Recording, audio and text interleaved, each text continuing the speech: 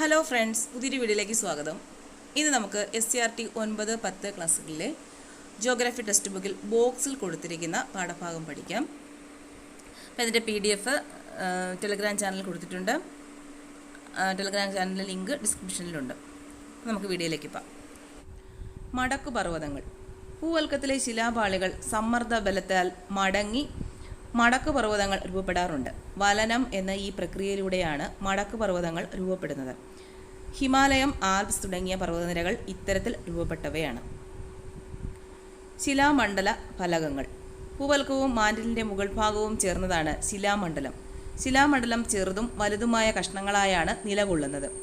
അനേകായിരം കിലോമീറ്റർ വിസ്തൃതിയും ഏകദേശം 100 കിലോമീറ്റർ വരെ കനവുമുള്ള ഈ ശിലാമണ്ഡല ഭാഗങ്ങളെയാണ് ശിലാമണ്ഡല ഫലകങ്ങൾ എന്ന് വിളിക്കുന്നത്.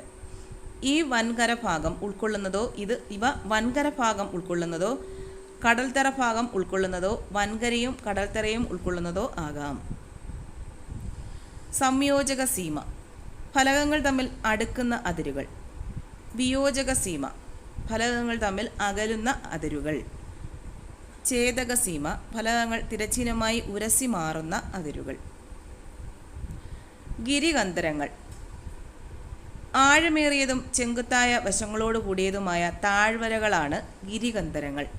സിന്ധു, ഗംഗ, സത്ലജ് തുടങ്ങിയ നദികൾ അപരദനത്തിലൂടെ ഹിമാലയ പർവ്വതനിരയ്ക്ക് കുറുകെ ഗിരികന്ധരങ്ങൾ സൃഷ്ടിക്കുന്നു. ഹിമാലയത്തിൻ്റെ 3 പ്രാദേശിക മേഖലകളും അവയെ വേർതിരിക്കുന്ന നദികളും. പടിഞ്ഞാറൻ ഹിമാലയത്തിനെ വേർതിരിക്കുന്ന നദികൾ സിന്ധു, കാളി. മധ്യ ഹിമാലയം വേർതിരിക്കുന്ന നദികൾ കാളി, ടീസ്ത. കിഴക്കൻ ഹിമാലയം വേർതിരിക്കുന്ന നദികൾ ടീസ്ത, ബ്രഹ്മപുത്ര. ചൂട് നീരുറവകൾ രൂപപ്പെടുന്നതെങ്ങനെ? മഴവെള്ളം ഭൂമിക്കടിയിലേക്ക് ഊർന്നിറങ്ങി ഭൂഗർഭജലത്തിൻ്റെ ഭാഗമാകുന്നു. പർവ്വത രൂപീകരണം പോലെയുള്ള ഭൗമ പ്രവർത്തനങ്ങൾ സജീവമായ ഇടങ്ങളിൽ ഭൗമോപരിതലത്തിനടിയിലെ ശിലാപാളികൾ ചൂടുപിടിക്കുകയും ഈ ശിലകൾ ഭൂഗർഭജലത്തെ ചൂടാക്കുകയും ചെയ്യുന്നു. ഇങ്ങനെ ചൂടുപിടിച്ച ഭൂഗർഭജലം ഭൗമോപരിതലത്തിൽ ഉറവകളായി എത്തുന്നതാണ് ചൂട് നീരുറവകൾ. ഹിമാലയ പർവ്വത ഭാഗങ്ങളിൽ ധാരാളം ചൂട് നീരുറവകൾ കാണാം. ഉദാഹരണം നുബ്ര താഴ്വര, മണികരൺ, ഖീർ ഗംഗ. ചൂട് നീരുറവകളിൽ നിന്നുള്ള ഭൗമ താപോർജം ഉപയോഗിച്ച് വൈദ്യുതി ഉൽപ്പാദിപ്പിക്കാൻ സാധിക്കും. ഹിമാചൽ പ്രദേശിലെ മണികരൺ ചൂട് നീരുറവയിൽ നിന്നും ഇത്തരത്തിൽ വൈദ്യുതി ഉൽപ്പാദിപ്പിക്കുന്നുണ്ട്. ബുഗ്യാലും ആട്ടിടയന്മാരും. ഹിമാലയത്തിൽ ഏകദേശം 3000 മുതൽ 4500 മീറ്റർ ഉയരത്തിനിടയിൽ വൃക്ഷരേഖയ്ക്കും ഹിമരേഖയ്ക്കുമിടയിൽ കാണപ്പെടുന്ന പുൽമേടുകൾ ഗഡ്വാൾ മേഖലയിൽ ബുഗ്യാൽ എന്ന് അറിയപ്പെടുന്നു. ശൈത്യകാലങ്ങളിൽ മഞ്ഞു മൂടുന്ന ബുഗ്യാലുകൾ മഞ്ഞുരുകുന്നതോടെ പച്ച പുതച്ച് പുൽമേടുകളായി മാറുന്നു. ഈ അവസരങ്ങളിൽ താഴ്വാരങ്ങളിൽ നിന്ന് ആട്ടിടയന്മാർ വളർത്തു മൃഗങ്ങളുമായി ബുഗ്യാലുകളിലെത്തുന്നു.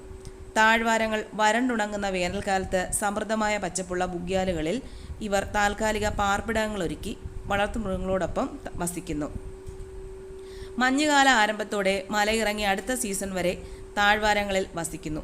വളർത്തുമൃഗങ്ങളോടൊപ്പം താഴ്വാരങ്ങളിലേക്കും തിരികെ പർവ്വതങ്ങളിലെ പുൽമേടുകളിലേക്കുമുള്ള ഇടയന്മാരുടെ കാലിക ദേശാടനത്തെ ട്രാൻസ്ഹ്യൂമൻസ് എന്ന് വിളിക്കുന്നു. കെയ്ബുൾ ലാംജാവോ ചലിക്കുന്ന ദേശീയോദ്യാനം. വടക്ക് കിഴക്കൻ ഇന്ത്യയിലെ ഏറ്റവും വലിയ ശുദ്ധജല തടാകമായ ലോക്തക്കിലാണ് മണിപ്പൂർ കെയ്ബുൾ ലാംജാവോ ദേശീയോദ്യാനം. തടാകത്തിൽ പൊങ്ങിക്കിടക്കുന്ന സസ്യ അവശിഷ്ടങ്ങളും മണ്ണും ചേർന്ന് രൂപപ്പെടുന്ന തുരുത്തുകളാണ് പൂംഡിംഗ്. സസ്യങ്ങളും ചെറുജീവികളും പക്ഷികളും അടങ്ങുന്ന തനത് ആവാസ വ്യവസ്ഥയായ ലോക്തക് തടാകത്തിലെ പൂംഡികൾ ചേർന്നതാണ് കെയ്ബുൾ ലാംജാവോ ദേശീയോദ്യാനം. തണ്ണീർത്തട സംരക്ഷണത്തിനായുള്ള റാംസർ പട്ടികയിൽ ഉൾപ്പെടുന്ന ഇടം കൂടിയാണിത്. മാനസ സരോവര തടാകത്തിനടുത്ത് ബൊക്കർച്ചു ഹിമാനിയിൽ നിന്നും ഉത്ഭവിക്കുന്ന സിന്ധു നദിയും ഇതിൻ്റെ പോഷക നദികളുമാണ് വടക്കു പടിഞ്ഞാറൻ ഹിമാലയത്തിലെ പ്രധാന നീരൊഴുക്കു വ്യൂഹം. ഗംഗോത്രി ഹിമാനിയിലെ ഗോമുഖിൽ നിന്നുത്ഭവിക്കുന്ന ഗംഗാ നദിയും അതിൻ്റെ പോഷക നദികളായ യമുന, ഘാഘര, ഗണ്ഡക്, കോസി തുടങ്ങിയവയുമാണ് ഉത്തരാഖണ്ഡ്, നേപ്പാൾ ഹിമാലയത്തിലെ പ്രധാന നദികൾ. മാനസ സരോവര തടാകത്തിനടുത്ത് ചെമയുങ് ദുങ് ഹിമാനിയിൽ നിന്നും ഉത്ഭവിക്കുന്ന ബ്രഹ്മപുത്രയും അതിൻ്റെ പോഷക നദികളായ ദിബാങ്, ലോഹിത്, മാനസ് മുതലായവയുമാണ് കിഴക്കൻ ഹിമാലയത്തിലെ നദീവ്യൂഹം. പ്രധാന ദേശീയ ഉദ്യാനങ്ങൾ: പടിഞ്ഞാറൻ ഹിമാലയം, ഡച്ചിഗാം ജമ്മു കാശ്മീർ, ഹെമിസ് ലഡാക്ക്, പൂക്കളുടെ താഴ്വര ഉത്തരാഖണ്ഡ്, കോർബറ്റ് ഉത്തരാഖണ്ഡ്, രാജാജി ദേശീയോദ്യാനം ഉത്തരാഖണ്ഡ്. കിഴക്കൻ ഹിമാലയം: കാഞ്ചൻജംഗ സിക്കിം, ദിബ്രു സൈക്കാവോ അസം, കാസിരംഗ അസം, മാനസ് അസം, കെയ്ബുൾ ലാംജാവോ മണിപ്പൂർ. നദികൾ ഉത്ഭവിക്കുന്ന പ്രദേശത്തെ പ്രഭവസ്ഥാനമെന്നും അവ കടലിലോ മറ്റേതെങ്കിലും ജലാശയത്തിലോ പതിക്കുന്ന ഇടത്തെ നദീമുഖമെന്നും വിളിക്കുന്നു. പ്രധാന ദോബുകൾ: ബിസ്ത് ജലന്ധർ ദോബ് ബിയാസ്, സത്ലജ് എന്നീ നദികൾക്കിടയിൽ സ്ഥിതി ചെയ്യുന്നു. ബാരി ദോബ് ബിയാസ്, രവി എന്നീ നദികൾക്കിടയിൽ സ്ഥിതി ചെയ്യുന്നു. രജ്ന ദോബ് രവി, ചിനാബ് എന്നീ നദികൾക്കിടയിൽ സ്ഥിതി ചെയ്യുന്നു. ചാജ് ദോബ് ചിനാബ്, ഝലം എന്നീ നദികൾക്കിടയിൽ സ്ഥിതി ചെയ്യുന്നു. സിന്ധ് സാഗർ ദോബ് ഝലം, ചിനാബ് നദികൾക്കും സിന്ധു നദിക്കുമിടയിൽ സ്ഥിതി ചെയ്യുന്നു. മിയാൻഡറുകളും ഓക്സ്ബോ തടാകങ്ങളും: നദി താരതമ്യേന ചരിവ് കുറഞ്ഞതോ നേരിയ ചരിവുള്ളതോ ആയ പ്രദേശങ്ങളിലൂടെ കടന്നു പോകുമ്പോൾ അവസാദ നിക്ഷേപങ്ങൾ നദിയുടെ ഒഴുക്കിനെ തടസ്സപ്പെടുത്തുന്നു. അതിൻ്റെ ഫലമായി നദി വളഞ്ഞു പുളഞ്ഞു ഒഴുകി വലയങ്ങൾ അഥവാ മിയാൻഡറുകൾ സൃഷ്ടിക്കുന്നു. തുടർച്ചയായ അപരദന നിക്ഷേപണ പ്രക്രിയ മൂലം ഇത്തരം വലയങ്ങൾ കൂടുതൽ വളയുന്നു. പിന്നീട് ഒഴുക്ക് കൂടുമ്പോൾ നദി നേർഗതി സ്വീകരിക്കുകയും നിക്ഷേപണം മൂലം വളഞ്ഞൊഴുകിയ ഭാഗം നദിയുടെ പ്രധാന ഭാഗത്തു നിന്നും വേർപെട്ട് ഒറ്റപ്പെട്ട തടാകങ്ങളായി മാറുകയും ചെയ്യുന്നു. ഇത്തരം തടാകങ്ങളാണ് ഓക്സ്ബോ തടാകങ്ങൾ. പ്രളയ സമതലങ്ങൾ: പ്രളയസമയത്ത് നദികൾ കരകവിഞ്ഞ് ഒഴുകുമ്പോൾ അവ ഒഴുക്കിക്കൊണ്ടുവരുന്ന എക്കൽ ഇരുകരകളിലും നിക്ഷേപിക്കപ്പെട്ട് സമതലങ്ങൾ രൂപം കൊള്ളുന്നു. ഇങ്ങനെ പ്രളയ സമയത്ത് എക്കൽ നിക്ഷേപിച്ച് രൂപപ്പെടുന്ന സമതലങ്ങൾ ആയതിനാൽ ഇവയെ പ്രളയ സമതലങ്ങൾ എന്ന് വിളിക്കുന്നു. കൃഷിക്ക് ഏറെ അനുയോജ്യമായ ഇത്തരം പ്രളയ സമതലങ്ങളിലാണ് ലോകപ്രശസ്തമായ പല നദീതട സംസ്കാരങ്ങളും ഉടലെടുത്തത്. നദീജന്യ ദ്വീപുകൾ, നീർച്ചാൽ തിട്ടകൾ, മണൽ വരമ്പുകൾ: സമതലങ്ങളിൽ നദിയുടെ ഒഴുക്കും ആഴവും താരതമ്യേന വളരെ കുറവാണ്. ആയതിനാൽ അവ ഒഴുക്കിക്കൊണ്ടുവരുന്ന അവസാദങ്ങൾ നദീചാലുകളിൽ ദ്വീപുകളായും, നദീജന്യ ദ്വീപുകൾ വശങ്ങളിൽ തിട്ടകളായും നീർച്ചാൽ തിട്ടകൾ നിക്ഷേപിക്കപ്പെടുന്നു. പൊടിമണൽ, മണൽ, ചരൽ എന്നിവ ഉൾപ്പെടുന്ന അവസാദങ്ങൾ നദീതടത്തിൽ നിക്ഷേപിക്കപ്പെട്ട് രൂപപ്പെടുന്ന രേഖീയ ഭൂരൂപങ്ങളാണ് മണൽ വരമ്പുകൾ. ഡെൽറ്റകൾ: സമതലങ്ങളിലൂടെ ഒഴുകി നദീമുഖങ്ങളോട് അടുക്കുമ്പോൾ നദി വളരെ സാവധാനം ഒഴുകുന്നു. നദികൾ വഹിച്ചുകൊണ്ടുവരുന്ന അവസാദത്തിൻ്റെ അളവ് കൂടുതലായതിനാലും നദീജലം കൂടുതലായതിനാലും മിക്ക നദികളും ഈ പ്രദേശത്ത് കൈവഴികളായി പിരിഞ്ഞു ഒഴുകുന്നു. അപ്പോൾ നദികൾ ഒഴുക്കിക്കൊണ്ടുവരുന്ന അവസാദങ്ങൾ ഈ കൈവഴികൾക്കിടയിൽ നിക്ഷേപിക്കപ്പെട്ട് ഏതാണ്ട് ത്രികോണാകൃതിയിലുള്ള ഭൂരൂപങ്ങൾ രൂപം കൊള്ളുന്നു. ഇവയാണ് ഡെൽറ്റകൾ. ഗ്രീക്ക് അക്ഷരമാലയിലെ ഡെൽറ്റ എന്ന അക്ഷരത്തിൻ്റെ ആകൃതിയോട് സാമ്യമുള്ളതുകൊണ്ടാണ് ഇവയ്ക്ക് ഈ പേര് വന്നത്.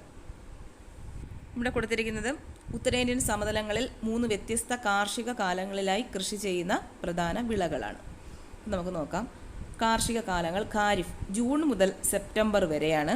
പ്രധാന വിളകൾ: ഉഷ്ണമേഖലാ വിളകളായ നെല്ല്, പരുത്തി, ചണം, ബജ്ര, തുവര മുതലായവ. റാബി ഒക്ടോബർ മുതൽ മാർച്ച് വരെയാണ്. മിതോഷ്ണ ഉപോഷ്ണ വിളകളായ ഗോതമ്പ്, പയറുവർഗ്ഗങ്ങൾ, കടുക് വർഗ്ഗങ്ങൾ, ബാർലി മുതലായവ. സായിദ് ഏപ്രിൽ മുതൽ ജൂൺ വരെ. പച്ചക്കറി, പഴങ്ങൾ, കാലിത്തീറ്റ മുതലായവയാണ് പ്രധാന വിളകൾ. നീലഗിരി തമിഴ്നാട്, കർണാടകം, കേരളം എന്നീ സംസ്ഥാനങ്ങളുടെ സംഗമ മേഖലയിലെ മലനിരകളെയാണ് നീലഗിരി കുന്നുകൾ എന്ന് വിളിക്കുന്നത്. പ്രധാനമായും പശ്ചിമഘട്ട മലനിരയുടെ ഭാഗമായ ഇവിടുത്തെ ഏറ്റവും ശ്രദ്ധേയമായ മലയോര സുഖവാസ കേന്ദ്രങ്ങളാണ് ഊട്ടി, കൂനൂർ, കോട്ടഗിരി എന്നിവ. കുന്നുകളുടെ രാജ്ഞി എന്നറിയപ്പെടുന്ന ഊട്ടി ഉദകമണ്ഡലം ദക്ഷിണേന്ത്യയിലെ ഒരു പ്രധാന വിനോദസഞ്ചാര കേന്ദ്രമാണ്. മനോഹരവും വിശാലവുമായ പുൽമേടുകളും മിതോഷ്ണ സസ്യജാലങ്ങളും സുഖശീതളമായ കാലാവസ്ഥയും തേയിലത്തോട്ടങ്ങളും വാണിജ്യ പച്ചക്കറി കൃഷിയും മാലിന്യമുക്തമായ പരിസ്ഥിതിയും നീലഗിരിയെ ആകർഷകമാക്കുന്നു. ജൈവ വൈവിധ്യ സമ്പന്നമായ നീലഗിരിയാണ് ഇന്ത്യയിലെ ആദ്യത്തെ ജൈവ മണ്ഡല ഉദ്യാനം. ഉപദ്വീപിന് പുറത്തും പീഠഭൂമി. അതെ, രാജസ്ഥാനിലെ ജയ്സാൽമീറിൽ കാണപ്പെടുന്ന മാർബിൾ, സ്ലേറ്റ്, നൈസ് തുടങ്ങിയ കായാന്തരിത ശിലാനിർമ്മിത ഭാഗങ്ങൾ ഉപദ്വീപീയ പീഠഭൂമിയുടെ ഭാഗമാണെന്ന് കണ്ടെത്തിയിട്ടുണ്ട്. കൂടാതെ ഇന്ത്യയുടെ വടക്ക് കിഴക്കായി വേറിട്ട് നിൽക്കുന്ന മേഘാലയ പീഠഭൂമിയും ഭൗമ ചലനങ്ങളാൽ പ്രധാന ഉപദ്വീപീയ പീഠഭൂമിയിൽ നിന്നും വേർപെട്ടതാണെന്ന് കണക്കാക്കുന്നു. ഗുജറാത്തിലെ കച്ച്, കത്തിയാവാർ മേഖലയിലെ ശിലാതലപ്പുകൾ ഉപദ്വീപീയ പീഠഭൂമിയുടെ ഭാഗമാണെന്ന് കണ്ടെത്തിയിട്ടുണ്ട്. മഴനിഴൽ പ്രദേശങ്ങൾ. കടലിൽ നിന്നും ഈർപ്പം വഹിച്ചെത്തുന്ന കാറ്റുകൾ പർവ്വതങ്ങളിൽ തട്ടി ഉയരുന്നു. ഇത്തരത്തിൽ ഉയരുന്ന വായു ഘനീഭവിച്ച് മഴമേഘങ്ങൾ രൂപപ്പെടുകയും പർവ്വതങ്ങളുടെ കാറ്റിന് അഭിമുഖമായ വശത്ത് ധാരാളം മഴ നൽകുകയും ചെയ്യുന്നു. എന്നാൽ പർവ്വതങ്ങളുടെ പ്രതിമുഖ വശത്ത് താഴ്ന്നിറങ്ങുന്ന വായു പൊതുവെ ഈർപ്പരഹിതമായതിനാൽ അവിടെ മഴ കുറവായിരിക്കും. ഇത്തരം പ്രദേശങ്ങളെ മഴനിഴൽ പ്രദേശങ്ങൾ എന്ന് വിളിക്കുന്നു. വിഴിഞ്ഞം തുറമുഖ പദ്ധതി. വിഴിഞ്ഞം ആഴക്കടൽ വിവിധോദ്ദേശ്യ തുറമുഖം യാഥാർത്ഥ്യമാകുന്നതോടെ കേരളത്തിന് 2 പ്രധാന തുറമുഖങ്ങളാകും. പൊതു സ്വകാര്യ പങ്കാളിത്തത്തോടെ നടപ്പിലാക്കാൻ വിഭാവനം ചെയ്യുന്ന ഈ പദ്ധതിയുടെ ആദ്യഘട്ടം കണ്ടെയ്നർ തുറമുഖമായാണ് വികസിപ്പിക്കുന്നത്. അന്താരാഷ്ട്ര കപ്പൽ പാതയോട് ഏറ്റവും അടുത്ത് സ്ഥിതി ചെയ്യുന്നു എന്നതും സ്വാഭാവിക ആഴം 24 മീറ്ററിൽ കൂടുതലാണെന്നുള്ളതും നിർദ്ദിഷ്ട തുറമുഖത്തിൻ്റെ സവിശേഷതകളാണ്. ഇന്ത്യയിലെ ജലപാതകൾ ഏതൊക്കെയാണെന്ന് നോക്കാം. ദേശീയ ജലപാത 1 NW1 ഗംഗാ നദിയിൽ അലഹബാദ് മുതൽ ഹാൽഡിയ വരെ 1620 കിലോമീറ്റർ. ദേശീയ ജലപാത 2 NW2 ബ്രഹ്മപുത്ര നദിയിൽ സതിയ മുതൽ ധൂബ്രി വരെ 891 കിലോമീറ്റർ. ദേശീയ ജലപാത 3 NW3 കേരളത്തിൽ കൊല്ലം മുതൽ കോട്ടപ്പുറം വരെയുള്ള പശ്ചിമ തീര കനാൽ 205 കിലോമീറ്റർ. ദേശീയ ജലപാത 4 NW4 ഗോദാവരി കൃഷ്ണ നദികളുമായി ചേർന്ന് കാക്കിനട മുതൽ പുതുച്ചേരി വരെയുള്ള കനാൽ 1095 കിലോമീറ്റർ. ദേശീയ ജലപാത 5 NW5 പൂർവ്വതീര കനാലുമായി ബന്ധിപ്പിച്ചിട്ടുള്ള ബ്രഹ്മണി മഹാനദി ഡെൽറ്റ നദീവ്യവസ്ഥ 623 കിലോമീറ്റർ. കൊങ്കൺ റെയിൽവേ. 1998 നിർമ്മാണം പൂർത്തീകരിച്ച കൊങ്കൺ റെയിൽവേ ഇന്ത്യൻ റെയിൽവേ കൈവരിച്ച നേട്ടങ്ങളിൽ ഏറ്റവും ശ്രദ്ധേയമാണ്. മഹാരാഷ്ട്രയിലെ റോഹ മുതൽ കർണാടകത്തിലെ മംഗലാപുരം വരെ 780 കിലോമീറ്ററാണ് ആകെ നീളം. സഞ്ചാരപാതയിൽ 146 നദികൾ പിന്നിടുന്ന ഈ പാതയിൽ ഏകദേശം 2000 പാലങ്ങളും 91 തുരങ്കങ്ങളുമുണ്ട്. ഏഷ്യയിലെ ഏറ്റവും വലിയ റെയിൽ തുരങ്കം ഇവിടെയാണ്, 6.5 കിലോമീറ്റർ. മഹാരാഷ്ട്ര, ഗോവ, കർണാടകം എന്നീ സംസ്ഥാനങ്ങൾ ഈ സംരംഭത്തിൻ്റെ പങ്കാളികളാണ്. അടുത്തത് ധാതുക്കളും അവയുടെ ഉപയോഗവും പ്രധാന ഉൽപ്പാദക സംസ്ഥാനങ്ങളും. സ്വർണം ഉപയോഗം ആഭരണ നിർമ്മാണം. കർണാടകമാണ് പ്രധാന ഉൽപ്പാദക സംസ്ഥാനം. വെള്ളി ആഭരണ നിർമ്മാണം, ഇലക്ട്രോപ്ലേറ്റിംഗ്, ഫോട്ടോഗ്രാഫി. രാജസ്ഥാൻ, ജാർഖണ്ഡ്, കർണാടകം. ചെമ്പ് വൈദ്യുതോപകരണ വ്യവസായങ്ങളിൽ ചാലകമായി ഉപയോഗിക്കുന്നു. ജാർഖണ്ഡ്, രാജസ്ഥാൻ, മധ്യപ്രദേശ്. ബോക്സൈറ്റ് അലൂമിനിയത്തിൻ്റെ അയിരാണ് ബോക്സൈറ്റ്. വിമാനം, വൈദ്യുത ഉപകരണങ്ങൾ, ഗാർഹിക ഉപകരണങ്ങൾ എന്നിവയ്ക്കായി ഉപയോഗിക്കുന്നു. ജാർഖണ്ഡ്, ഛത്തീസ്ഗഡ്, മധ്യപ്രദേശ്, ഒഡീഷ. അഭ്രം വൈദ്യുതോപകരണ വ്യവസായങ്ങളിൽ ഇൻസുലേറ്ററായി ഉപയോഗിക്കുന്നു. ആന്ധ്രാപ്രദേശ്, രാജസ്ഥാൻ, ജാർഖണ്ഡ്, ബീഹാർ തുടങ്ങിയ സംസ്ഥാനങ്ങളാണ് പ്രധാന ഉൽപ്പാദക സംസ്ഥാനങ്ങൾ. അടുത്തത് ഇരുമ്പുരുക്ക് ശാലയും ഇന്ത്യയിലെ ഇരുമ്പുരുക്ക് ശാലകളും സ്ഥിതി ചെയ്യുന്ന സ്ഥലവും സവിശേഷതകളും. ടാറ്റ ഇരുമ്പുരുക്ക് കമ്പനി ടിസ്കോ, ജംഷഡ്പൂർ, ജാർഖണ്ഡ്. ഏറ്റവും വലിയ സ്വകാര്യ മേഖല ഇരുമ്പുരുക്ക് വ്യവസായശാല. Indian iron and steel company Kulti, Burnpur, Hirapur, Paschima Bengal. പൊതുമേഖലയിലെ ആദ്യ ഇരുമ്പുരുക്ക് വ്യവസായശാല Visvesvaraya iron and steel works limited, Bhadravati, Karnataka. ദക്ഷിണേന്ത്യയിലെ ആദ്യത്തെ ഇരുമ്പുരുക്ക് വ്യവസായശാല. Hindustan steel limited, Bhilai, Durg, Chhattisgarh. 1959 റഷ്യയുടെ സാങ്കേതിക സഹായത്തോടെ സ്ഥാപിച്ചു. Hindustan steel limited Rourkela, Sundargarh, Odisha. 1959 ജർമ്മനിയുടെ സാങ്കേതിക സഹായത്തോടെ സ്ഥാപിച്ചു. ഹിന്ദുസ്ഥാൻ സ്റ്റീൽ ലിമിറ്റഡ് ദുർഗാപൂർ, പശ്ചിമ ബംഗാൾ. 1962 UK സാങ്കേതിക സഹായത്തോടെ പ്രവർത്തനം ആരംഭിച്ചു. Hindustan steel limited Bokaro, Jharkhand. 1964 റഷ്യയുടെ സാങ്കേതിക സഹായത്തോടെ ആരംഭിച്ചു. ഇനിയുള്ളത് സംസ്ഥാനങ്ങളും അവിടുത്തെ പ്രധാന ഖനന മേഖലകളുമാണ്. ഒഡീഷ, സുന്ദർഗഡ്, മയൂർഭഞ്ച്, ജാർഖണ്ഡ്, സിംഗ്ഭം, ദുർഗ്. കർണാടകം, ബെല്ലാരി, ചിക്മംഗലൂർ, ഷിമോഗ, ചിത്രദുർഗ്. ഗോവ, മർമഗോവ. തമിഴ്നാട്, സേലം, നീലഗിരി. ധാതുക്കൾ രണ്ടായിട്ട് വിഭജിച്ചിട്ടുണ്ട്. ഏതൊക്കെയാണ്? ലോഹധാതുക്കളെന്നും അലോഹധാതുക്കളെന്നും. അവയിൽ ലോഹധാതുക്കളെ വീണ്ടും ഡിവൈഡ് ചെയ്തിട്ടുണ്ട്. ഏതൊക്കെയാണ്? ഇരുമ്പിൻ്റെ അംശമുള്ളവയും ഇരുമ്പിൻ്റെ അംശം ഇല്ലാത്തവയും. അലോഹധാതുക്കളെയും രണ്ടായിട്ട് ഡിവൈഡ് ചെയ്തിട്ടുണ്ട്. ധാതു ഇന്ധനങ്ങളും മറ്റ് ധാതുക്കളും. അപ്പോൾ ഇരുമ്പിൻ്റെ അംശമുള്ളവ ഏതൊക്കെയാണ്? ഇരുമ്പയര്, മാംഗനീസ്. ഇരുമ്പിൻ്റെ അംശമില്ലാത്തവയ്ക്ക് ഉദാഹരണം സ്വർണം, വെള്ളി, ചെമ്പ്, ബോക്സൈറ്റ്. ധാതു ഇന്ധനങ്ങൾക്ക് ഉദാഹരണം കൽക്കരി, പെട്രോളിയം. മറ്റ് ധാതുക്കൾക്ക് ഉദാഹരണം അപ്രം. നാണ്യവിളകളെ 4ആയിട്ട് തിരിച്ചിട്ടുണ്ട്. നാരുവിളകൾ, പാനീയ വിളകൾ, സുഗന്ധവിളകൾ, മറ്റു വിളകൾ. അപ്പോൾ നാരുവിളകളിൽ ഉൾപ്പെടുന്ന ഏതൊക്കെയാണ്? പരുത്തി, ചണം. പാനീയ വിളകളിൽ ഉൾപ്പെടുന്നത് തേയില, കാപ്പി. സുഗന്ധവിളകളിൽ ഏലം, കുരുമുളക്. മറ്റു വിളകൾ കരിമ്പും റബ്ബറും. ഇനി കാർഷിക കാലങ്ങളും വിളയിറക്കൽ കാലവും വിളവെടുപ്പ് കാലവും പ്രധാന വിളകളും. ഖാരിഫ്, ജൂൺ, മൺസൂണിൻ്റെ ആരംഭം. നവംബർ ആദ്യവാരം, മൺസൂണിൻ്റെ അവസാനം. വിള ഇറക്കൽ കാലമാണ് ജൂൺ. ഖാരിഫിൻ്റെ വിളവെടുപ്പ് കാലം നവംബറിലാണ്. പ്രധാന വിളകൾ ഏതൊക്കെയാണ്? നെല്ല്, ചോളം, പരുത്തി. തിനവിളകൾ ചണം, കരിമ്പ്, നിലക്കടല. റാബിയുടെ വിളയിറക്കൽ കാലം നവംബർ മധ്യമാണ്, ശൈത്യകാല ആരംഭത്തിൽ. അതിൻ്റെ വിളവെടുപ്പ് കാലം മാർച്ച്, വേനലിൻ്റെ ആരംഭത്തിലാണ് വിളവെടുപ്പ്. പ്രധാന വിളകൾ ഏതൊക്കെയാണ്? ഗോതമ്പ്, പുകയില, കടുക്, പയർവർഗ്ഗങ്ങൾ. സൈദ്, മാർച്ചിലാണ് വിളയിറക്കൽ കാലം, വേനലിൻ്റെ ആരംഭത്തിൽ. വിളവെടുപ്പ് കാലമോ ജൂണിലാണ്, മൺസൂണിൻ്റെ ആരംഭത്തിൽ. പ്രധാന വിളകൾ പഴവർഗ്ഗങ്ങൾ, പച്ചക്കറികൾ. കാൽബൈശാഖി, ഉഷ്ണകാലത്ത് പശ്ചിമ ബംഗാളിൽ അനുഭവപ്പെടാറുള്ള ഇടിയോടുകൂടിയ ശക്തമായ മഴയാണ് കാൽബൈശാഖി. അലറുന്ന കാറ്റും ആലിപ്പഴ വീഴ്ചയും ഇതിൻ്റെ സവിശേഷതകളാണ്. ഇനി വരുന്നത് പടിഞ്ഞാറൻ തീരസമതലത്തിൻ്റെയും കിഴക്കൻ തീരസമതലത്തിൻ്റെയും സവിശേഷതകൾ. അറബിക്കടലിനും പശ്ചിമഘട്ടത്തിനും ഇടയിൽ പടിഞ്ഞാറൻ തീരസമതലം കാണപ്പെടുന്നത്. റാൻ ഓഫ് കച്ച് മുതൽ കന്യാകുമാരി വരെ താരതമ്യേന വീതി കുറവ്. ഗുജറാത്ത് തീരസമതലം, കൊങ്കൺ തീരസമതലം, മലബാർ തീരസമതലം എന്നിങ്ങനെ തിരിക്കാം. കായലുകളും അഴിമുഖങ്ങളും കാണപ്പെടുന്നു. പടിഞ്ഞാറൻ തീരസമതലത്തിലെ പ്രത്യേകതകളാണ് ഈ പറയുന്നത്. ഏതൊക്കെയാണ്?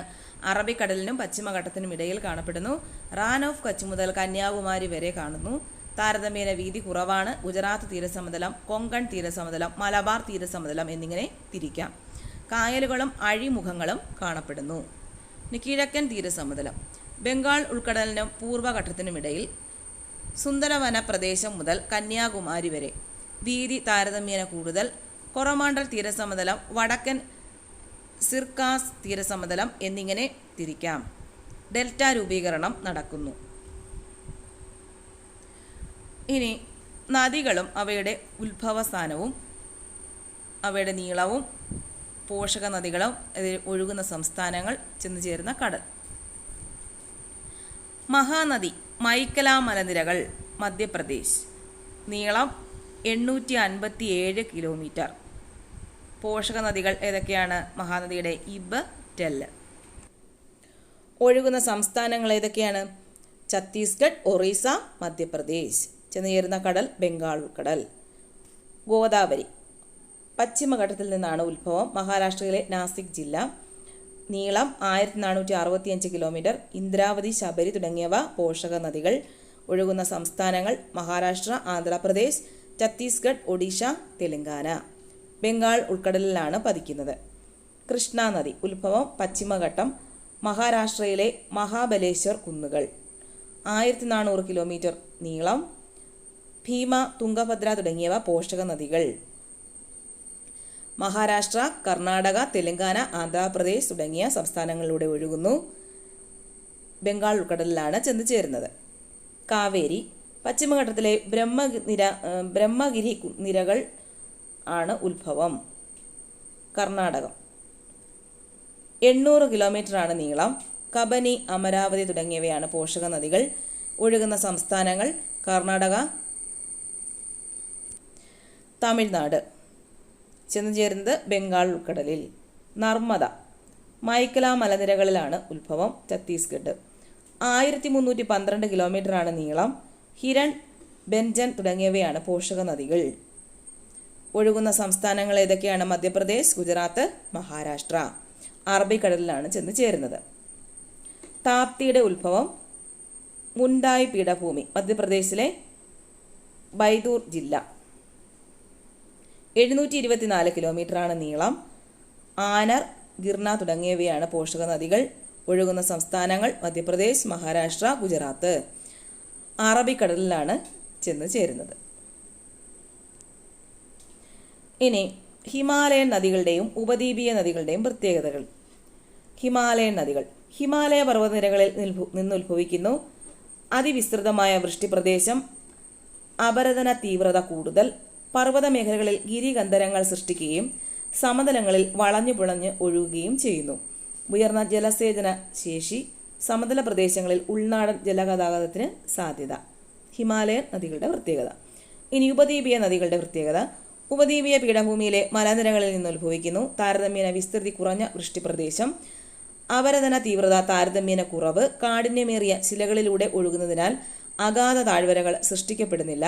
കുറഞ്ഞ ജലസേചന ശേഷി. ഉൾനാടൻ ജലഗതാഗതത്തിന് സാധ്യത താരതമ്യേന കുറവ്.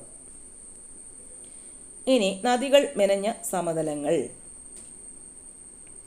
ഏതേത് നദികളുടെ നിക്ഷേപണത്തിന്റെ ഫലമായാണ് രൂപം കൊണ്ടിട്ടുള്ളത് എന്നതിന്റെ അടിസ്ഥാനത്തിൽ ഉത്തര മഹാസമതലത്തെ പല ഭാഗങ്ങളായി തിരിച്ചിട്ടുണ്ട്. സമതലത്തിന്റെ പേര് പഞ്ചാബ് ഹരിയാന സമതലം. അതിന്റെ രൂപീകരണത്തിന് കാരണമാകുന്ന നദികൾ ഏതൊക്കെയാണ്? സിന്ധുവും പോഷക നദികളും. രാജസ്ഥാനിലെ മരിസ്തരി ബാഗ സമതലങ്ങൾ. അതിന്റെ രൂപീകരണത്തിന് കാരണമാകുന്ന നദികൾ ലൂണി, സരസ്വതി നദികൾ. ഗംഗാ സമതലം. ഗംഗയും പോഷക നദികളുമാണ് ഇതിന്റെ രൂപീകരണത്തിന് കാരണം. ആസാമിലെ ബ്രഹ്മപുത്ര സമതലം. ബ്രഹ്മപുത്രയും പോഷക നദികളുമാണ് ഇതിന്റെ രൂപീകരണത്തിന് കാരണം. ഇനി ഹിമാദ്രി, ഹിമാചൽ, സിബാലിക് അതിന്റെ പ്രത്യേകതകൾ നോക്കാം. ഹിമാദ്രി ഏറ്റവും ഉയരം കൂടിയ നിര. ശരാശരി ഉയരം 6000 മീറ്റർ. ഗംഗ, യമുന എന്നീ നദികളുടെ ഉത്ഭവസ്ഥാനം. 8000 മീറ്ററിന് മുകളിൽ ഉയരമുള്ള നിരവധി കൊടുമുടികൾ സ്ഥിതി ചെയ്യുന്നു. ഉദാഹരണം കാഞ്ചൻജംഗ, നന്ദാദേവി. ഹിമാചൽ ഹിമാദ്രിയുടെ തെക്കു ഭാഗത്തായി സ്ഥിതി ചെയ്യുന്നു. ശരാശരി ഉയരം 3000 മീറ്റർ. ഷിംല, ഡാർജിലിംഗ് തുടങ്ങിയ സുഖവാസ കേന്ദ്രങ്ങൾ ഈ പർവ്വതനിരകളുടെ തെക്കേ ചരിവിലായി സ്ഥിതി ചെയ്യുന്നു. സിവാലിക് ഹിമാചലിന് തെക്കു ഭാഗത്തായി സ്ഥിതി ചെയ്യുന്നു. ശരാശരി ഉയരം 1220 മീറ്റർ. ഹിമാലയൻ നദികൾ ഈ പർവ്വതനിരയെ മുറിച്ചുകൊണ്ട് ഒഴുകുന്നതിനാൽ പലയിടങ്ങളിലും തുടർച്ച നഷ്ടപ്പെടുന്നു. നീളമേറിയതും വിസ്തൃതവുമായ താഴ്വരകൾ കാണപ്പെടുന്നു. ഇവയെ ഡൂണുകൾ എന്ന് വിളിക്കുന്നു. ഉദാഹരണം ഡെറാഡൂൺ. ഇനി ഉത്തര പർവ്വത മേഖലയിലെ ചുരങ്ങൾ. പർവ്വതനിരകൾ മുറിച്ചു കടക്കാൻ സഹായകമായ സ്വാഭാവിക മലയിടുക്കുകളാണ് ചുരങ്ങൾ. അമ്പരചുംബികളായ പർവ്വതനിരകൾക്ക് ഇരുവശങ്ങളിലുമുള്ള ജനസംസ്കാരങ്ങളെ തമ്മിൽ ബന്ധിപ്പിക്കുന്നതിൽ ഈ പാതകൾക്കുള്ള പങ്ക് ചെറുതൊന്നുമല്ല. അപ്പോൾ ചുരങ്ങൾ ഏതൊക്കെയാണെന്ന് നോക്കാം. അവിടെ ബന്ധിപ്പിക്കുന്ന പ്രദേശങ്ങളുണ്ട്. ലിപ്പു ലേക്ക് ചുരം ബന്ധിപ്പിക്കുന്ന പ്രദേശം ഉത്തരാഖണ്ഡ്, ടിബറ്റ്. ഷിപ്കില ഹിമാചൽ പ്രദേശ്, ടിബറ്റ്. ഹിമാചൽ പ്രദേശിനെയും ടിബറ്റിനെയുമാണ് ഷിപ്കില ചുരം ബന്ധിപ്പിക്കുന്നത്. സോജില ശ്രീനഗർ, കാർഗിൽ.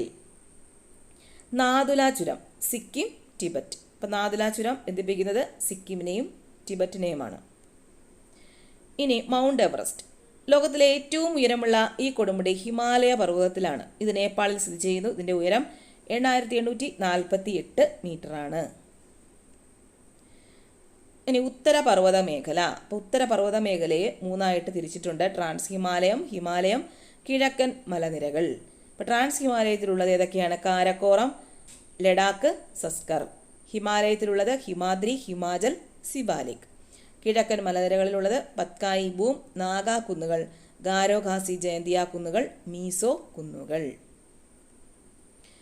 പാമീർ പീഠഭൂമി ലോകത്തിൻ്റെ മേൽക്കൂര. മധ്യേഷ്യയിൽ സ്ഥിതി ചെയ്യുന്ന പാമീർ പീഠഭൂമി അറിയപ്പെടുന്നത് ഇങ്ങനെയാണ്: ഹിന്ദുക്കുഷ്, സുലൈമാൻ, ടിയാൻഷാൻ, കുൻലുൻ, കാരക്കോറം മുതലായ പർവ്വതനിരകൾ പാമീർ പർവ്വതക്കെട്ടിൽ നിന്നും വിഭിന്ന ദിശകളിലേക്ക് പിരിഞ്ഞു പോകുന്നു. കാരക്കോറം പർവ്വതനിരയുടെ തുടർച്ചയാണ് ടിബറ്റിലെ കൈലാസ പർവ്വതനിരകൾ. ഇന്ത്യൻ ഉപദ്വീപ്. 3 വശങ്ങളും സമുദ്രത്താൽ ചുറ്റപ്പെട്ട ഭൂവിഭാഗമാണ് ഉപദ്വീപ്. ഇന്ത്യൻ ഉപഭൂഖണ്ഡത്തിന്റെ തെക്ക് ഭാഗം സമുദ്രത്താൽ ചുറ്റപ്പെട്ട് കാണപ്പെടുന്നതിനാൽ ഈ ഭാഗം ഇന്ത്യൻ ഉപദ്വീപ് എന്നറിയപ്പെടുന്നു. ഇന്ത്യയുടെ സ്ഥാനം: 8 ഡിഗ്രി 4 മിനിറ്റ് വടക്കു മുതൽ 37 ഡിഗ്രി 6 മിനിറ്റ് വടക്കു വരെ. രേഖാംശം: 68 ഡിഗ്രി 7 മിനിറ്റ് കിഴക്കു മുതൽ 97 ഡിഗ്രി 25 മിനിറ്റ് കിഴക്കു വരെ. നിദ്രാരോഗം. ഭൂമധ്യരേഖ മഴക്കാടുകളിൽ കാണപ്പെടുന്ന ഒരു രോഗമാണ് നിദ്രാരോഗം അഥവാ സ്ലീപ്പിംഗ് സിക്നസ്. ഈ രോഗം പകരുന്നത് സെസെ ഈച്ചകളിലൂടെയാണ്.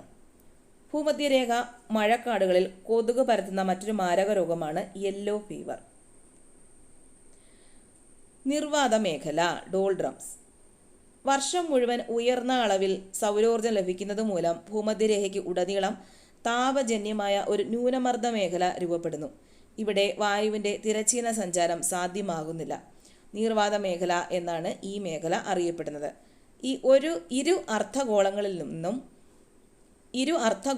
നിന്നും ഭൂമധ്യരേഖാ പ്രദേശത്തേക്ക് വീശുന്ന വാണിജ്യവാദങ്ങളുടെ സംയോജന മേഖല കൂടിയാണിത്. കാലാവസ്ഥാ അഭയാർത്ഥികൾ. കാലാവസ്ഥാ വ്യതിയാനത്തിന്റെ ഫലമായി സംഭവിക്കുന്ന വരൾച്ച, പ്രളയം, മരുഭൂവൽക്കരണം, സമുദ്രനിരപ്പ് ഉയരൽ, കടലേറ്റം തുടങ്ങിയ ദുരന്തങ്ങളുടെ ആഘാതത്താൽ അനേകം ആളുകൾ നിർബന്ധപൂർവം കുടിയൊഴിപ്പിക്കപ്പെടുന്നുണ്ട്. ഇവർ മറ്റ് പ്രദേശങ്ങളിലേക്കോ രാജ്യങ്ങളിലേക്കോ കുടിയേറാൻ നിർബന്ധിക്കപ്പെടുന്നു. ഇത്തരം കുടിയേറ്റമാണ് കാലാവസ്ഥാ കുടിയേറ്റം. ഏകദേശം 50 ദശലക്ഷം ജനങ്ങൾ കാലാവസ്ഥാ സംബന്ധമായി കുടിയിറക്കപ്പെട്ടിട്ടുണ്ട് എന്ന് UN കണക്കുകൾ സൂചിപ്പിക്കുന്നു. കാലാവസ്ഥാ സംബന്ധമായ പ്രതിഭാസങ്ങൾ മൂലം തങ്ങളുടെ വാസസ്ഥലവും ജീവനോപാധികളും ഉപേക്ഷിക്കേണ്ടി വരുന്നവരാണ് കാലാവസ്ഥാ അഭയാർത്ഥികൾ. ഇനി അന്താരാഷ്ട്ര ഉദ്യമങ്ങൾ, വർഷം, സ്ഥലം, ഇടപെടലുകൾ. ലോക കാലാവസ്ഥാ സംഘടന നിലവിൽ വന്ന വർഷം 1950, സ്ഥലം ജനീവ, ഇടപെടലുകൾ കാലാവസ്ഥാ സമ്മേളനങ്ങൾ. സ്റ്റോക്ക്ഹോം സമ്മേളനം 1972 സ്റ്റോക്ക്ഹോം ആണ് നിലവിൽ വന്നത്. പരിസ്ഥിതി പരിപാലനവും വികസനവുമാണ് ഇടപെടലുകൾ. ഭൗമ ഉച്ചകോടി 1992 റിയോ ഡി ജനീറോ. പ്രകൃതി സൗഹൃദ വികസനം പ്രോത്സാഹിപ്പിക്കുന്നതിനായി UN അജണ്ട 21 തയ്യാറാക്കി. Kyoto protocol 1997 Kyoto. ഹരിതഗൃഹവാതകങ്ങളുടെ അളവ് പരിമിതപ്പെടുത്തുക. Montreal protocol 1987 Montreal. ഓസോൺ പാളിക്ക് നാശം വരുത്തുന്ന പദാർത്ഥങ്ങളുടെ അളവ് പരിമിതപ്പെടുത്തുക. പാരീസ് ഉടമ്പടി 2015 പാരീസ്. ആഗോള താപവർദ്ധനവ് കുറയ്ക്കുക, കാലാവസ്ഥാ വ്യതിയാനത്തിന്റെ അനന്തരഫലങ്ങളോട് പൊരുത്തപ്പെടാൻ ലോകരാഷ്ട്രങ്ങളെ സഹായിക്കുക. G20 ഉച്ചകോടി 2023 നിലവിൽ വന്നു. ന്യൂഡൽഹിയിലാണ്. ഒരു ഭൂമി, ഒരു കുടുംബം, ഒരു ഭാവി, ഹരിത വികസനം, കാലാവസ്ഥ, ധനകാര്യം, സമഗ്ര വികസനം. ഹരിതഗൃഹ പ്രഭാവവും ആഗോള താപനവും. അന്തരീക്ഷത്തിലെ ചില വാതകങ്ങൾ സൂര്യതാപം അന്തരീക്ഷത്തിൽ തടഞ്ഞു നിർത്താൻ ശേഷിയുള്ളവയാണ്. Carbon dioxide, nitrous oxide തുടങ്ങിയ ഇത്തരം വാതകങ്ങളാണ് ഹരിതഗൃഹവാതകങ്ങൾ അഥവാ ഗ്രീൻ ഹൗസ് ഗ്യാസസ് എന്നറിയപ്പെടുന്നത്. ഹരിതഗൃഹവാതകങ്ങൾ സൂര്യപ്രകാശത്തെ ഭൂമിയിലേക്ക് കടത്തിവിടുകയും ഭൗമോ ഉപരിതലത്തിൽ നിന്നും തിരികെ പോകുന്ന ഭൗമ വികിരണം തടഞ്ഞു നിർത്തി അന്തരീക്ഷത്തിൽ ചൂട് നിലനിർത്തുകയും ചെയ്യുന്നു. ഈ പ്രക്രിയയാണ് അന്തരീക്ഷത്തിൻ്റെ ഹരിതഗൃഹ പ്രഭാവം എന്ന് അറിയപ്പെടുന്നത്. മനുഷ്യൻ്റെ ചില പ്രവർത്തനങ്ങൾ ഹരിതഗൃഹവാതകങ്ങൾ അധികമായി ഉൽപ്പാദിപ്പിക്കപ്പെടാൻ കാരണമാകുന്നുണ്ട്. ഇതുമൂലം അന്തരീക്ഷത്തിൻ്റെ ഹരിതഗൃഹ പ്രഭാവം കൂടുതൽ ശക്തമാവുകയും അന്തരീക്ഷ താപനില വർദ്ധിക്കുകയും ചെയ്യും. ഇതാണ് ആഗോള താപനം അഥവാ ഗ്ലോബൽ വാർമിംഗ്. കൽക്കരി, പെട്രോളിയം തുടങ്ങിയ ഫോസിൽ ഇന്ധനങ്ങൾ കത്തിക്കുന്നതിലൂടെയും വ്യവസായ ശാലകളിലെ മാലിന്യങ്ങളിൽ നിന്നും ഖരമാലിന്യങ്ങളിൽ നിന്നുമൊക്കെയാണ് ഹരിതഗൃഹവാതകങ്ങൾ അന്തരീക്ഷത്തിൽ അധികമായി എത്തുന്നത്. ആഗോളതാപനം കാലാവസ്ഥാ വ്യതിയാനത്തിന് ആക്കം കൂട്ടുന്നു. ഇനി പ്രയറി, ലോകത്തിൻ്റെ ധാന്യ കലവറ. വടക്കേ അമേരിക്കയിലെ ഒരു മിതോഷ്ണ പുൽമേടായ പ്രയറി പുൽമേടുകളെയാണ് ലോകത്തിൻ്റെ ധാന്യ കലവറ എന്ന് വിശേഷിപ്പിക്കുന്നത്. അമേരിക്കയിലും കാനഡയിലുമായി വ്യാപിച്ചു കിടക്കുന്ന ഈ വിശാല പുൽമേടിലെ ഏകദേശം 2 ദശലക്ഷം ഏക്കർ ഭൂമിയിൽ നിന്നും വാണിജ്യാടിസ്ഥാനത്തിൽ ധാന്യകൃഷി ചെയ്തു വരുന്നു. ഗോതമ്പാണ് പ്രധാന വിള. മിതമായ താപനിലയും മഴ ലഭ്യതയും ഫലഭൂയിഷ്ഠമായ മണ്ണും ഈ പ്രദേശത്തെ ഗോതമ്പ് കൃഷിക്ക് ഏറെ അനുയോജ്യമാക്കുന്നു. വൻതോതിലുള്ള ഗോതമ്പ് ഉൽപ്പാദനമാണ് പ്രയറി പുൽമേടുകളെ ലോകത്തിൻ്റെ ധാന്യ കലവറ എന്ന വിശേഷണത്തിന് അർഹമാക്കിയത്. ഇനി അതിതീവ്ര മഴയും മേഘവിസ്ഫോടനവും. ചില പ്രത്യേക പ്രദേശങ്ങളിൽ വളരെ ചുരുങ്ങിയ സമയം കൊണ്ട് വൻതോതിൽ മഴയുണ്ടാകുന്ന പ്രതിഭാസത്തെയാണ് അതിതീവ്ര മഴ എന്ന് വിശേഷിപ്പിക്കുന്നത്. ഇത് മിന്നൽ പ്രളയങ്ങൾക്കും ഉരുൾപൊട്ടലിനും കാരണമാകുന്നു. മണിക്കൂറിൽ 10 സെൻറ്റിമീറ്ററിൽ കൂടുതൽ മഴ ലഭിച്ചാലാണ് മേഘസ്ഫോടനമായി കണക്കാക്കുന്നത്. മേഘവിസ്ഫോടനങ്ങൾ കൂടുതലും പർവ്വത മേഖലകളിലാണ് ഉണ്ടാകുന്നത്. 2019 കേരളത്തിലെ കവളപ്പാറ, പുതുമല പ്രദേശങ്ങളിൽ സർവനാശം വിതച്ച ഉരുൾപൊട്ടലുകൾ മേഘസ്ഫോടനം മൂലമുണ്ടായ അതിതീവ്ര മഴ കാരണമാണെന്ന് കാലാവസ്ഥാ നിരീക്ഷകർ സ്ഥിരീകരിച്ചിട്ടുണ്ട്. 2024 മുണ്ടക്കൈ, ചൂരൽമല ഉരുൾപൊട്ടലുകളും മേഘസ്ഫോടനം കാരണമാണെന്ന് കണക്കാക്കുന്നു. ഇനി ഖനീകരണ രൂപങ്ങൾ. തുഷാരം. രാത്രികാലത്ത് ഭൗമോപരിതലം തണുക്കുന്നതിനെ തുടർന്ന് ഉപരിതലത്തോട് ചേർന്ന് സ്ഥിതി ചെയ്യുന്ന അന്തരീക്ഷ ഭാഗവും തണുക്കുന്നു. നീരാവി ഘനീഭവിച്ച് വെള്ളത്തുള്ളികളായി പുൽക്കൊടികളിലും ഇലകളിലും മറ്റ് തണുത്ത പ്രതലങ്ങളിലും പറ്റിപ്പിടിക്കുന്നു. ഹിമം. അന്തരീക്ഷ താപനില 0 ഡിഗ്രി സെൽഷ്യസിൽ താഴെയായി കുറയുന്ന പ്രദേശങ്ങളിൽ, പ്രത്യേകിച്ച് രാത്രികാലങ്ങളിൽ തുഷാരത്തിൻ്റെ സ്ഥാനത്ത് നേർത്ത ഹിമ കണികകൾ രൂപം കൊള്ളുന്നു. മൂടൽമഞ്ഞ്. അന്തരീക്ഷം തണുക്കുമ്പോൾ നീരാവി ഘനീഭവിച്ച് നേർത്ത ജലകണികകളായി അന്തരീക്ഷത്തിൽ തന്നെ തങ്ങി നിൽക്കുന്നു. അന്തരീക്ഷത്തിൻ്റെ താഴ്ന്ന വിതാനങ്ങളിൽ പൊടിപടലങ്ങൾ കേന്ദ്രീകരിച്ച് ഘനീകരണം നടക്കുന്നതിനാലാണ് മൂടൽമഞ്ഞുണ്ടാകുന്നത്. മൂടൽമഞ്ഞിലൂടെയുള്ള ദൂരക്കാഴ്ചയെ അടിസ്ഥാനമാക്കി അവയെ നേർത്ത മൂടൽമഞ്ഞ്, കനത്ത മൂടൽമഞ്ഞ് എന്നിങ്ങനെ തരംതിരിക്കാം. മേഘങ്ങൾ. അന്തരീക്ഷത്തിലെ നേർത്ത പൊടിപടലങ്ങളെ കേന്ദ്രീകരിച്ച് ഘനീകരണം നടക്കുന്നതിലൂടെയാണ് മേഘങ്ങൾ ഉണ്ടാകുന്നത്. ഇത്തരത്തിൽ രൂപം കൊള്ളുന്ന ജലകണികകളുടെ വലിപ്പം 0.001 സെൻറ്റിമീറ്ററിലും താഴെയാണ്. അതിനാലാണ് അവ അന്തരീക്ഷത്തിൽ തന്നെ തങ്ങി നിൽക്കുന്നത്. ഹൈഗ്രോമീറ്ററും വൈറ്റ് ആൻഡ് ഡ്രൈ ബൾബ് തെർമോമീറ്ററും. അന്തരീക്ഷ ആർദ്രത അളക്കുന്ന ഉപകരണമാണ് hygrometer. White and dry bulb തെർമോമീറ്ററിൽ രേഖപ്പെടുത്തുന്ന താപവ്യത്യാസം ഉപയോഗപ്പെടുത്തിയും ആപേക്ഷിക ആർദ്രത കണക്കാക്കാം. ആപേക്ഷിക ആർദ്രത = കേവല ആർദ്രത / അന്തരീക്ഷത്തിൻ്റെ ആകെ ജലാകിരണ ശേഷി × 100. ഇതാണ് ആപേക്ഷിക ആർദ്രത കണ്ടുപിടിക്കുന്ന ഇക്വേഷൻ. ഇനി വരുന്നത് പ്രാദേശിക വാദങ്ങളും അവ വീശുന്ന പ്രദേശങ്ങളും അതിൻ്റെ സവിശേഷതകളുമാണ്. ലൂ ഉത്തരേന്ത്യൻ സമതലത്തിലാണ് വീശുന്നത്. അതിൻ്റെ സവിശേഷത എന്ന് പറയുന്നത് ഉഷ്ണക്കാറ്റാണ്. ലൂ എന്ന് പറയുന്നത് ഉഷ്ണക്കാറ്റാണ്. ചിനൂക്ക് വടക്കേ അമേരിക്കയിലെ റോക്കി പർവ്വത ചരിവിലാണ് വീശുന്നത്. വരണ്ട ഉഷ്ണക്കാറ്റാണ്. ഫൊൻ യൂറോപ്പിലെ ആൽപ്സ് പർവ്വത ചരിവിലാണ് വീശുന്നത്. വരണ്ട ഉഷ്ണക്കാറ്റാണ്. ഹർമാറ്റൻ ആഫ്രിക്കയിലെ സഹാറ മരുഭൂമിയിലാണ് വീശുന്നത്. കൊടും ചൂടിന് ശമനമേകുന്നു. കാറ്റുകൾ 4 വിധത്തിലാണുള്ളത്. ഏതൊക്കെയാണ്? സ്ഥിരവാദങ്ങൾ, കാലികവാദങ്ങൾ, പ്രാദേശികവാദങ്ങൾ, അസ്ഥിരവാദങ്ങൾ. അനിമോമീറ്ററും വിൻഡ് വെയിനും. കാറ്റിൻ്റെ വേഗത അളക്കുന്ന ഉപകരണമാണ് അനിമോമീറ്റർ.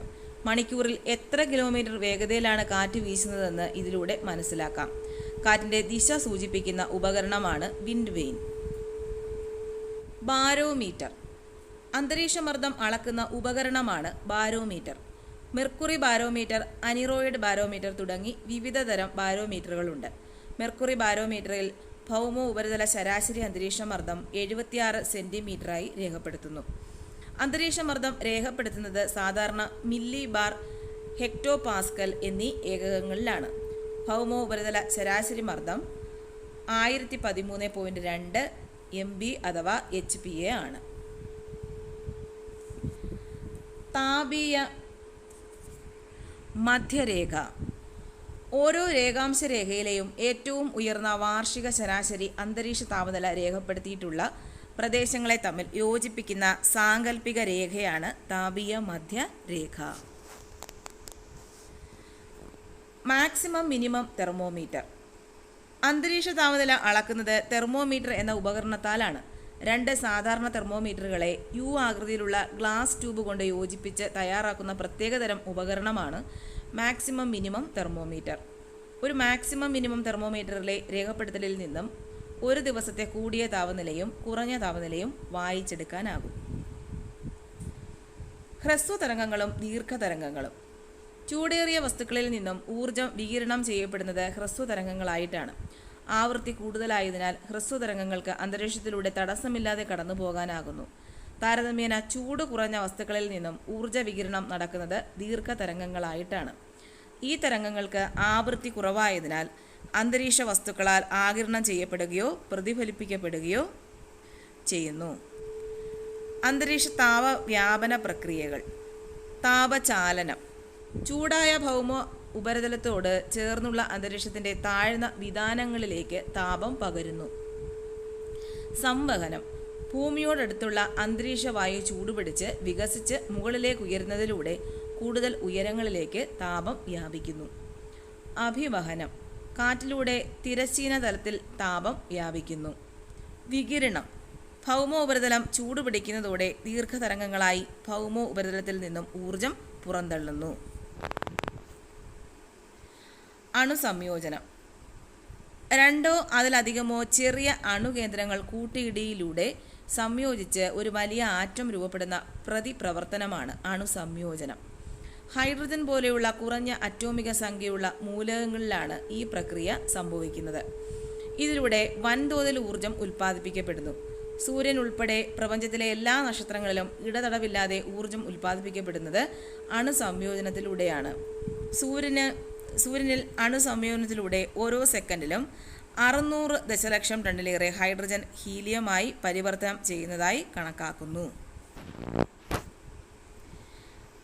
ഇന്ത്യൻ കാലാവസ്ഥാ നിരീക്ഷണ വകുപ്പ്.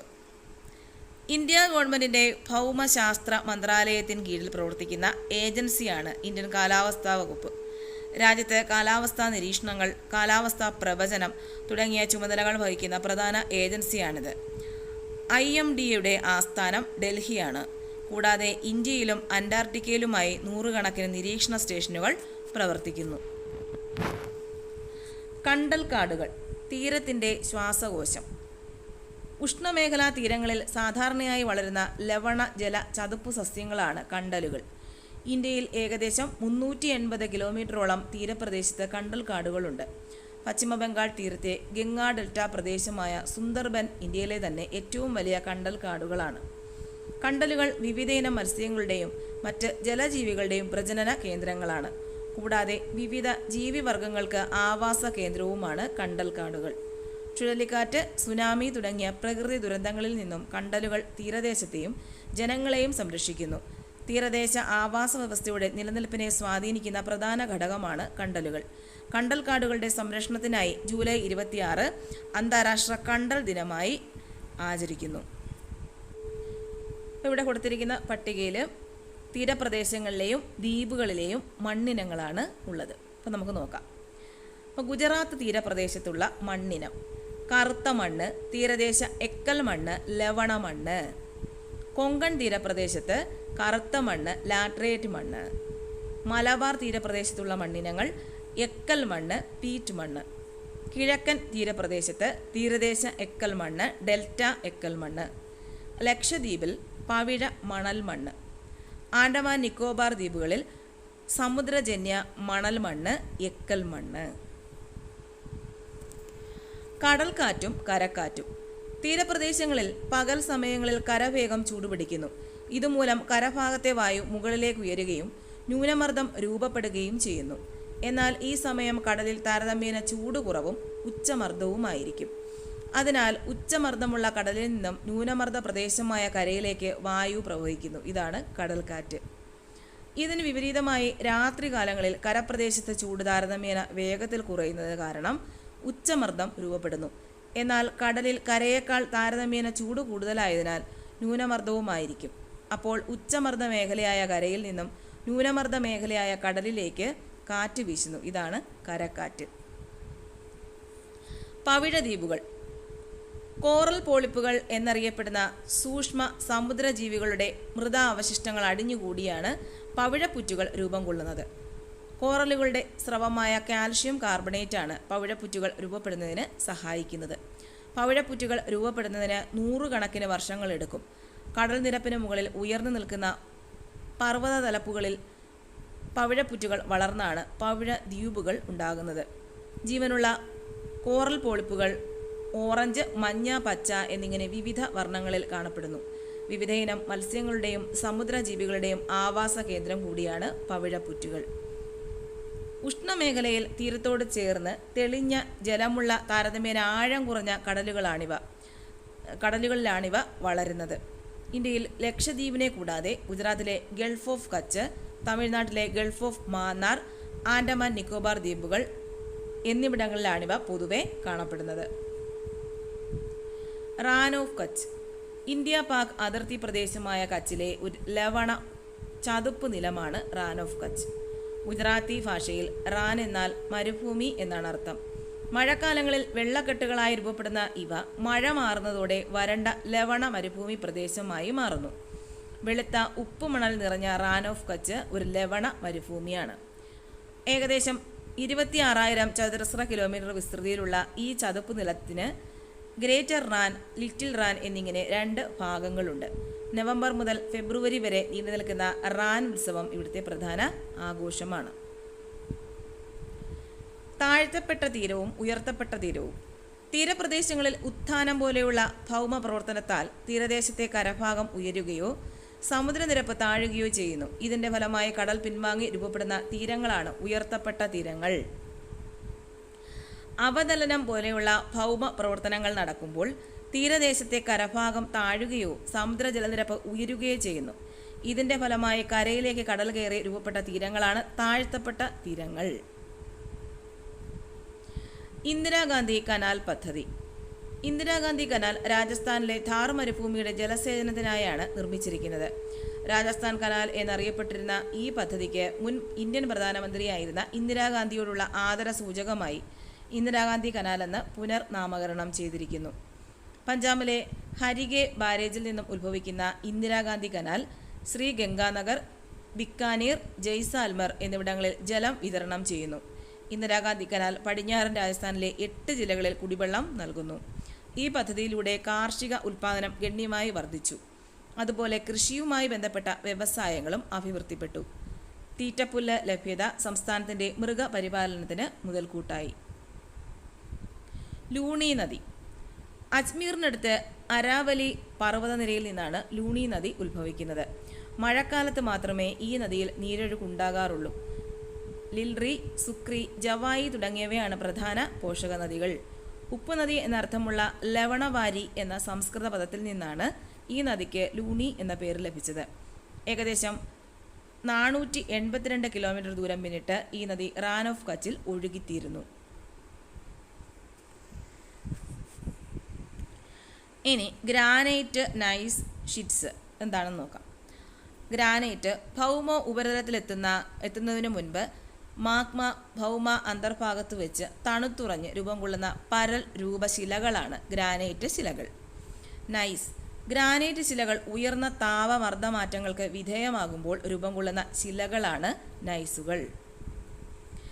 ഷിറ്റ്സ്. മുഖ്യമായും അവസാദ ശിലകൾക്ക് കായാന്തരീകരണം ഉയർന്ന താപമർദ്ദമാറ്റങ്ങൾ സംഭവിച്ച് രൂപം കൊള്ളുന്ന ശിലകളാണ് ഷിറ്റ്സുകൾ. ഥാർ മരുഭൂമിയുടെ സ്വാഭാവിക അതിരുകൾ. അപ്പോൾ ഏതൊക്കെയാണ് താർ മരുഭൂമിയുടെ അതിർത്തികളെന്ന് നോക്കാം. വടക്ക് പടിഞ്ഞാറ് സത്ലജ് നദീതടം, കിഴക്ക് അരാവലി നിരകൾ, തെക്ക് റാൻ ഓഫ് കച്ച്, പടിഞ്ഞാറ് സിന്ധു നദീതടം. ചരിത്രം കുറിച്ച 7 കാപ്പിക്കുരുക്കൾ. 17-ാം നൂറ്റാണ്ടിൻ്റെ അവസാനത്തോടെയാണ് ഇന്ത്യയിൽ കാപ്പി കൃഷി ആരംഭിച്ചത്. മുസ്ലിം പുരോഹിതനായിരുന്ന ബാബ ബുദാനാണ് അറേബ്യയിൽ നിന്നും 7 കാപ്പിക്കുരുക്കൾ ഇന്ത്യയിലെത്തിച്ച് കർണാടകത്തിലെ ചിക്കമംഗലൂരുവിലെ മലയോരത്ത് കാപ്പി കൃഷിക്ക് തുടക്കം കുറിച്ചത്. ഇന്ത്യൻ കാപ്പിയുടെ ജന്മദേശമായ ഈ പ്രദേശം ബാബ ബുദാൻ കുന്നുകൾ എന്നറിയപ്പെടുന്നു. ബ്രിട്ടീഷ് ഭരണകാലത്തും തുടർന്നും കാപ്പിത്തോട്ടങ്ങളും കാപ്പി വ്യവസായവും കൂടുതൽ വികസിച്ചു. ഇനി നദീതട പദ്ധതി. ഏത് നദിയിലാണ്, സംസ്ഥാനം ഏതാണ് എന്നാണ് അടുത്തത്. ഹിരാക്കുഡ് നദീതട പദ്ധതി മഹാനദിയിലാണ്, ഒഡീഷയിലാണ്. തുംഗഭദ്ര നദിയിലാണ്, കൃഷ്ണ നദിയുടെ പോഷക നദിയാണ്, കർണാടകത്തിലാണ്. സർദാർ സരോവർ പദ്ധതി നർമ്മദ നദിയിൽ, ഗുജറാത്തിൽ. കൃഷ്ണരാജസാഗർ പദ്ധതി കാവേരി നദിയിൽ, കർണാടകത്തിലാണ്.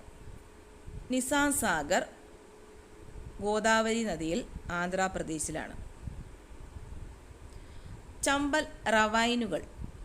മാൾവ പീഠഭൂമിയുടെ വടക്കേ ചരിവുകളിൽ ചമ്പൽ നദിയും പോഷക നദികളും ചേർന്ന് തുടർച്ചയായ അപരദനത്തിലൂടെ സൃഷ്ടിക്കുന്ന ചാലുകൾ ഇവിടുത്തെ വ്യത്യസ്ത ഭൂസവിശേഷതയാണ്. റവൈൻസ് എന്നാണ് ഇത്തരം നിഷ്ഫല ഭൂപ്രകൃതി അറിയപ്പെടുന്നത്. ഇനി നദികൾ, അവയുടെ ഉത്ഭവം, പ്രധാന പോഷക നദികൾ, നദീതടം ഉൾക്കൊള്ളുന്ന സംസ്ഥാനങ്ങൾ.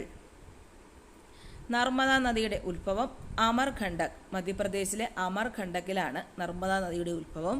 പ്രധാന പോഷക നദികൾ ഹിരൺ, ബെൻജാർ. നദീതടം ഉൾക്കൊള്ളുന്ന സംസ്ഥാനങ്ങൾ മധ്യപ്രദേശ്, മഹാരാഷ്ട്ര, ഗുജറാത്ത്. താപ്തി നദിയുടെ ഉത്ഭവം മുൾത്തായി, മധ്യപ്രദേശിലാണ്. പൂർണ്ണ, ഗിർണ തുടങ്ങിയവയാണ് പോഷക നദികൾ. നദീതടം ഉൾക്കൊള്ളുന്ന സംസ്ഥാനങ്ങൾ മധ്യപ്രദേശ്, മഹാരാഷ്ട്ര, ഗുജറാത്ത്. കാവേരി നദീതല തർക്കം. കർണാടകം, തമിഴ്നാട് എന്നീ ദക്ഷിണേന്ത്യൻ സംസ്ഥാനങ്ങൾക്കിടയിൽ കാവേരി നദീജലം പങ്കിടുന്നതുമായി ബന്ധപ്പെട്ട് ദീർഘകാലമായി തർക്കം നിലനിൽക്കുന്നു. നദീജലം പങ്കിടുന്നതുമായി ബന്ധപ്പെട്ട് സ്വാതന്ത്ര്യത്തിന് മുമ്പുണ്ടാക്കിയ കരാർ 1924 മദ്രാസ് പ്രസിഡൻസിക്ക് കൂടുതൽ അനുകൂലമായതിനാൽ അത് അസാധുവാക്കണമെന്ന് കർണാടക സംസ്ഥാനവും, എന്നാൽ മുൻ കരാറിൽ മാറ്റം വരുത്തിയാൽ തമിഴ്നാട്ടിലെ ദശലക്ഷക്കണക്കിന് കർഷകരെ ബാധിക്കും എന്ന് തമിഴ്നാടും നിലപാടെടുത്തു. പ്രശ്നം പഠിക്കുന്നതിനായി കേന്ദ്ര സർക്കാർ 1990 ഒരു ട്രിബ്യൂണലിനെ നിയമിച്ചു. 2007 പുറത്തുവന്ന അന്തിമ വിധിയിൽ കാവേരി ജലം പങ്കിടുന്നതുമായി ബന്ധപ്പെട്ട് ധാരണയുണ്ടാക്കുകയും ചെയ്തു. ഇതിൽ പ്രകാരം പ്രതിവർഷം 419 TMC ജലം തമിഴ്നാടിനും 270 TMC ജലം കർണാടകത്തിനും 30 TMC ജലം കേരളത്തിനും 7 TMC ജലം പുതുച്ചേരി കേന്ദ്രഭരണ പ്രദേശത്തിനും എന്ന തരത്തിൽ നിശ്ചയിച്ചു.